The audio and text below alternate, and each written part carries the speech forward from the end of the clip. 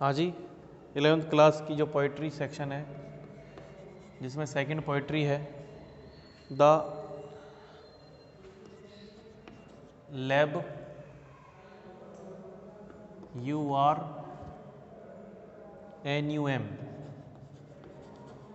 Top, ये आपकी poem का नेम है सेकंड वाले का। इसको लिखने वाले हैं टेड ह्यूज,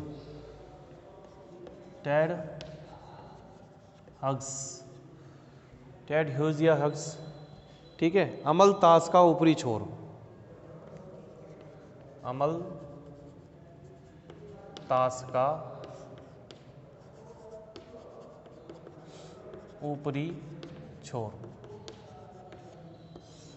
ठीक है।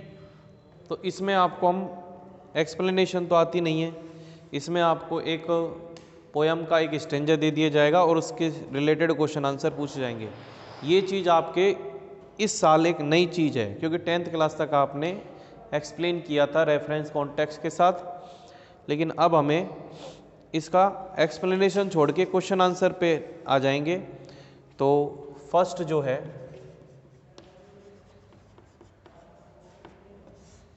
क्या है, the laburnum top is silent, the laburnum top is silent. उसके बाद क्वाइट स्टिल, क्वाइट स्टिल बिल्कुल शांत है। In the afternoon yellow, in the afternoon yellow, September sunlight, September sunlight. उसके बाद a few leaves yellowing, a few leaves yellowing, all its seeds fallen, all its seeds fallen, till the goldfinch, till the goldfinch comes, comma, with a twitching chirrup, with a twitching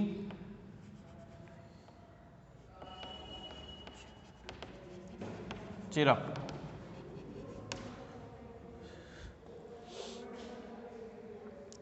a suddenness,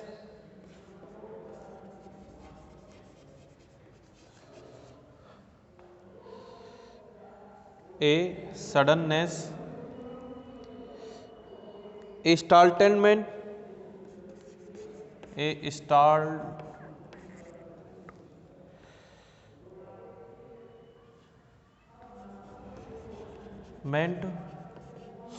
उसके बाद at a branch end, at a branch and.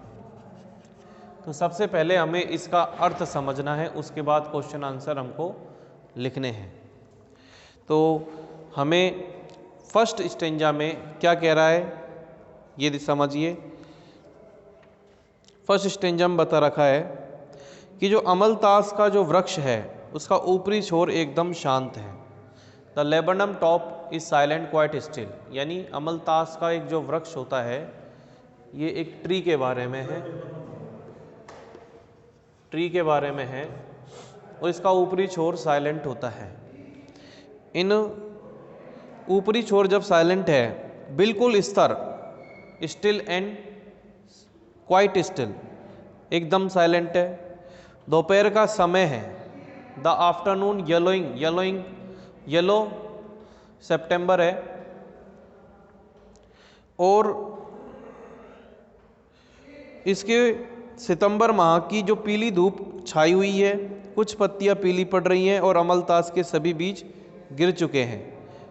यानी अब इसको समझिए कहना क्या चाहता है कि कवि इन पंक्तियों में, जो पंक्तियों में जिस कवि का नाम क्या लिख रखा है, टेड ह्यूज, अमलतास के एक वृक्ष का वर्णन करता है जिसका ऊपरी छोर शांत है, स्थिर है, वृक्ष के किसी भी प्रकार का स्वर नहीं आ रहा है, इससे इसके अलावा किसी भी प्रकार की गति भी नहीं हो रही है तथा सभी कुछ शांत व गतिहीन है। अमलतास का वृक्ष सितंबर माह की पीली धूप में खड़ा है।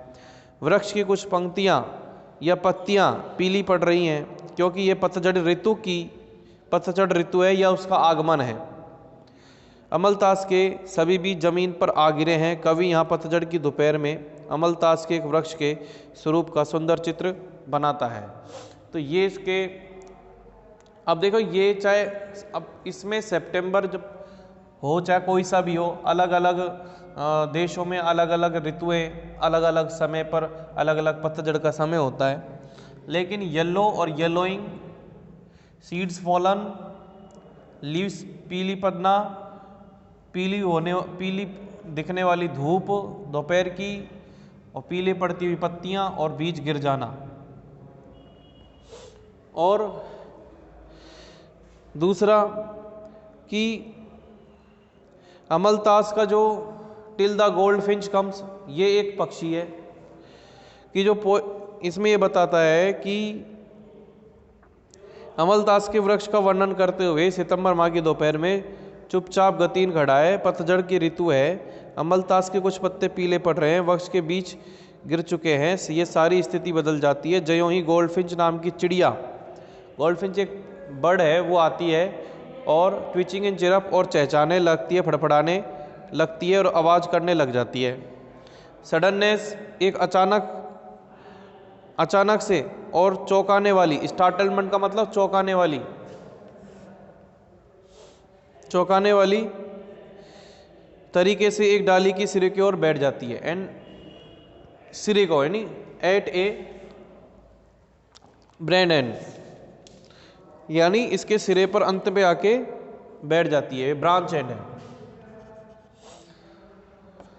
तो ये आपके फर्स्ट स्टेंजा का हिंदी अर्थ है। अब इसके कुछ क्वेश्चन क्या कह रहे हैं उसका आंसर देखेंगे हम। इसके 4 क्वेश्चन दिए गए हैं। फर्स्ट क्वेश्चन है, name the poem and the poet. Name the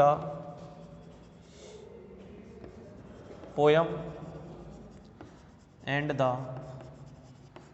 poet. दूसरा क्वेश्चन क्या है भाई, what is condition of, what is the condition of laburnum top in the beginning। laburnum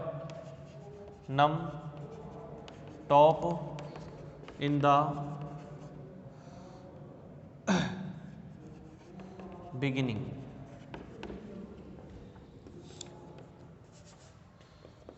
फिर तीसरा प्रश्न क्या कह रहा है, तीसरा प्रश्न कह रहा है कि विच season of the year, which season of the year, which season of the year the poet is talking about, the poet is talking about.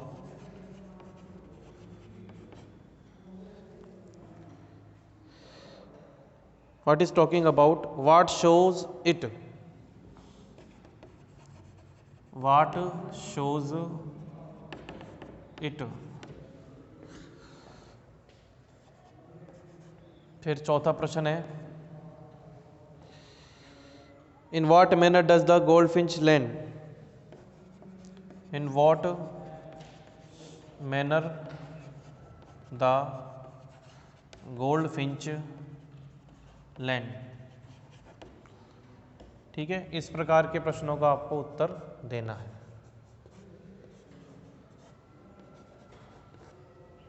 तो इसका उत्तर कैसे बनेंगे, फर्स्ट क्वेश्चन है नेम द पोयम। तो the name of poem is, the name of poem is क्या है, the laburnum top,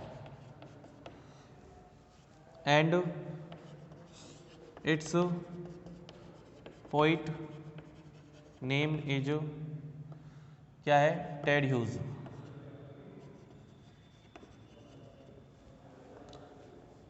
फिर what is the condition of the laburnum top in the beginning. शुरुआत में laburnum top, the laburnum top is quite still and silent. What is the condition of laburnum top in the beginning. शुरुआत में the laburnum top is quite still and silent in the beginning. तो शुरुआत में laburnum top की जो स्थिति है वो एकदम शांत है। फिर है कि विच season of the year the poet is talking about. देखिए द पोइट डेस्क्राइब, कवि वर्णन करता है, डेस्क्राइब अबाउट द, कौन सा है, पतझड़ को क्या बोलेंगे, Ottoman, AUTUMN, Ottoman, about the Ottoman season, पतझड़ के सीजन के बारे में वर्णन करता है। एंड इट शोज, ये दिखाता है, the yellowing leaves and yellow leaves, all the seeds have fallen, सभी जो पत्तियां वो पीली पड़ रही हैं और सभी जो बीज है वो नीचे गिर गए हैं। गोल्डफिंच किस तरीके से, in which manner the goldfinch does the, in which manner does the, यानी द गोल्डफिंच जो पक्षी है, the bird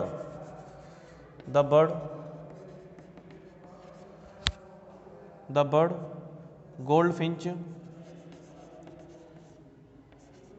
lands on the last top of branch with a suddenness, it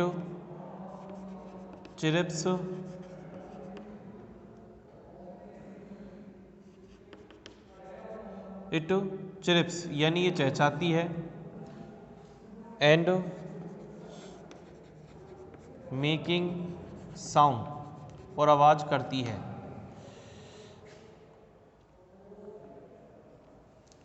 तो ये हो गया आपके 4 क्वेश्चनों के बारे में।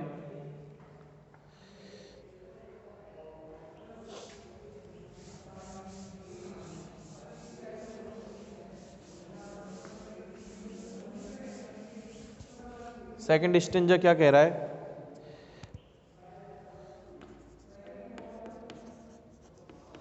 एग्जैक्ट सेकंड क्या कह रहा है, एग्जैक्ट सेकंड में पहले इसके लाइन लिख लिए, then sleek as lizard, then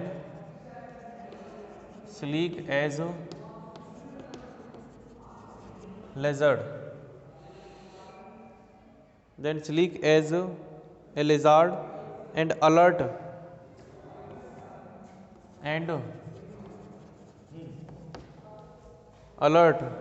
and abrupt,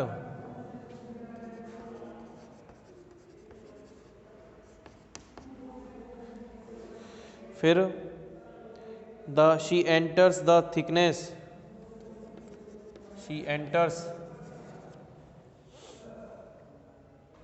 thickness,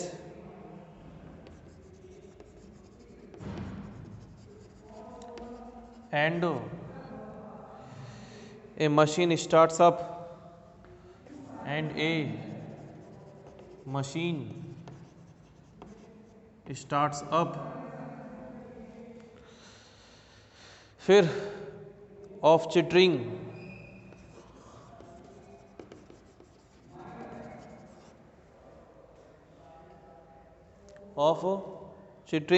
and a tremors of wings. फिर उसके आगे and trillings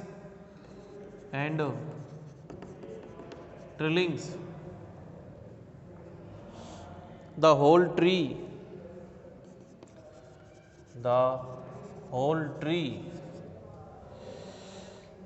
trembles and thrills.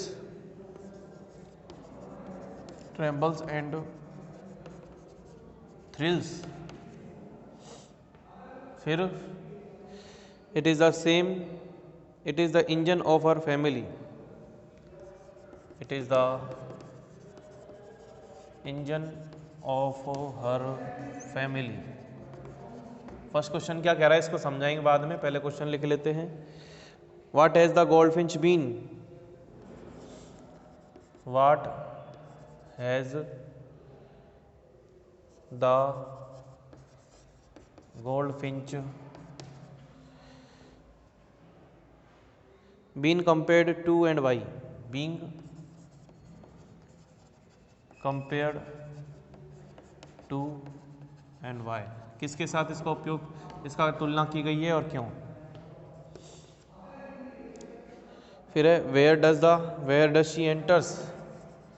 Where does she enters? उसके बाद why has the poet used the word? Why has the poet used the word machine and no other word?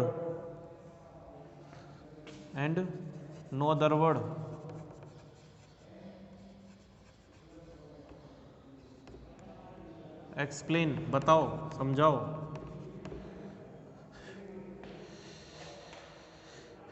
फिर है what makes the tree?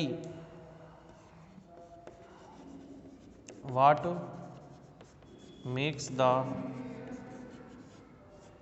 Tree?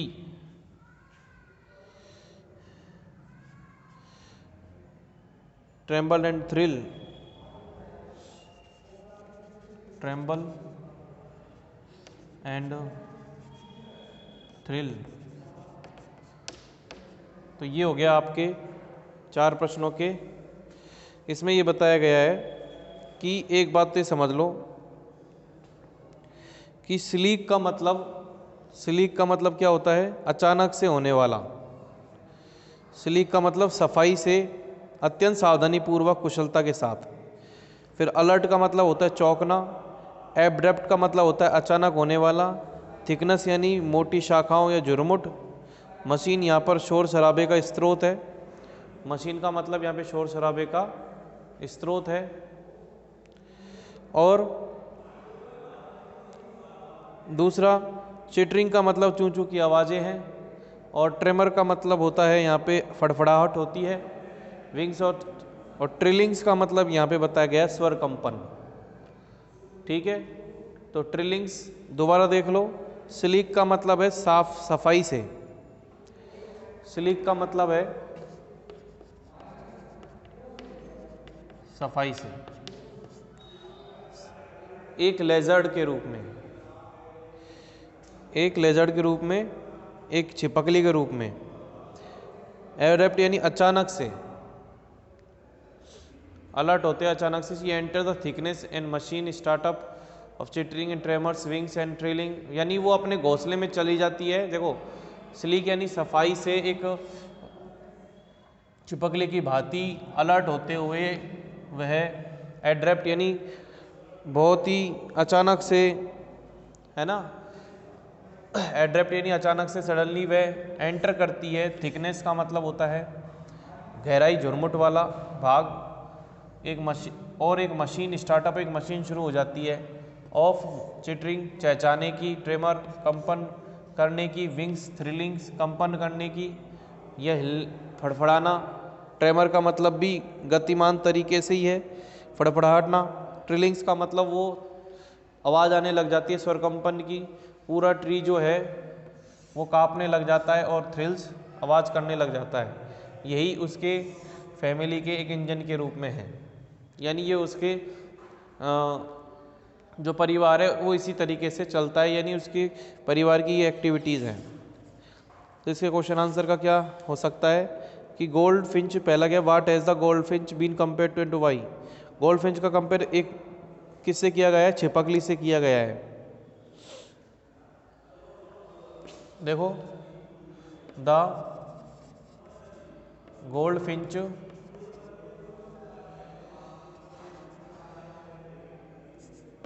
Has been compared to a lizard. किससे किया गया है, lizard से। Because she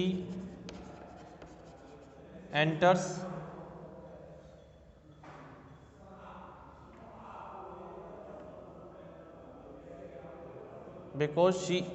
she is alert and abrupt, या फिर she enters abruptly and alert, she enters as alert and adeptly, ये हो सकता है इसका। क्योंकि वह इसलिए क्योंकि वो जैसे छिपकली होती है, बहुत ही तेज और सावधानी तरीके से अचानक से अंदर जाती है। फिर शी एंटर्स इन अस, अपन खुद भी लिख सकते हैं, शी एंटर्स इट्स नेस्ट, वे अपने घोंसले में अंदर जाती है, यानी वो अपने घोंसले के अंदर जाती है, जो कि क्या है कि एज किसके रूप में है, as the thickness of the tree.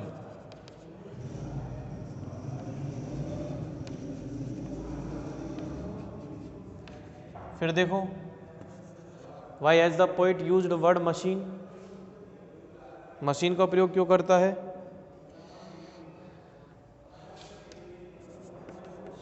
The sudden voices,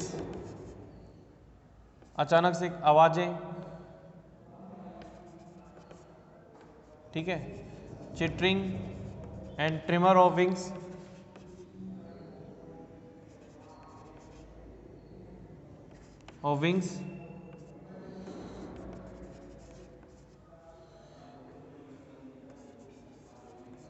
create the sound of machine.